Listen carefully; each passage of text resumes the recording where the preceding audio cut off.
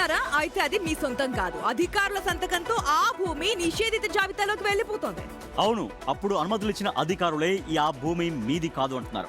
Registration ఆఫీస్కి వెళ్తే చాలు, మీ అపార్ట్మెంట్ ఉన్న భూమి చరిత్రను తవ్వి తీసి మీకు హక్కే లేదంటున్నారు.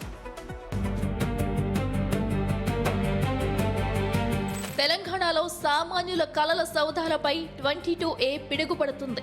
దశాబ్దాల కష్టార్జితం ఒకే ఒక సంతకంతో చెల్లాచెదరవుతుంది. సెక్షన్ 22A భూముల వ్యవహారంపై తీవ్ర దుమారం రేపుతుంది. ఎప్పుడో దశాబ్దాల క్రితం భూమిని కొనుగోలు చేసి అన్ని పర్మిషన్లతో నిర్మించిన అపార్ట్మెంట్లు కూడా నిషేధిత జాబితాలోకి జారిపోతున్నాయి. ఫ్లాట్ అమ్మడానికో కొనడానికో రిజిస్ట్రేషన్ ఆఫీస్కి మెట్లెక్కితే చాలు, ఏళ్ల నాటి పాత కాగితాల దుమ్ము దులిపి సెక్షన్ 22A ముద్ర వేస్తుంటే ఆ కుటుంబాలు నిలువున కుప్పకూలిపోతున్నాయి. ఇది సీలింగ్ ల్యాండ్, ఇది అసెంట్ ల్యాండ్, ఇది వక్ఫ్ ల్యాండ్ అనే మాటలు వింటుంటే ప్రజల గుండెలు బెదిరిపోతున్నాయి. కూకట్పల్లి, మియాపూర్, బాచుపల్లి, కొండాపూర్, నార్సింగి ప్రాంతం ఏదైతేనేం అపార్ట్మెంట్ వాసులను 22A భయం నిద్రపోనివ్వడం లేదు.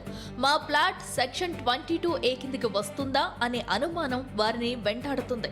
ఏళ్ల తరబడి పన్నులు కడుతూ ప్రభుత్వాల అనుమతులను నమ్మి కొనుగోలు చేస్తున్న సామాన్యుడికి ఈ శిక్ష ఏంటి?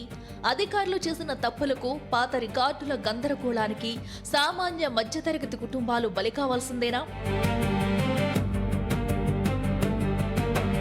ఎప్పుడో 10 ఏళ్ల కిందట కొన్న ప్లాట్లకు ఇప్పుడు బిల్డర్ల దగ్గరకో పాత యజమానుల దగ్గరకో వెళ్లి పత్రాలు పట్టుకురావాలంటే ఆ సామాన్యుడు ఎక్కడ వెతకాలి? ఆ బిల్డర్లు ఇప్పుడు ఉన్నారో లేరో కూడా తెలియదు. ఇప్పటికైనా ప్రభుత్వం స్పందించాలి. సెక్షన్ 22A పేరుతో నలిగిపోతున్న బాధితులకు తక్షణమే ఉపశమనం కలిగించాలి.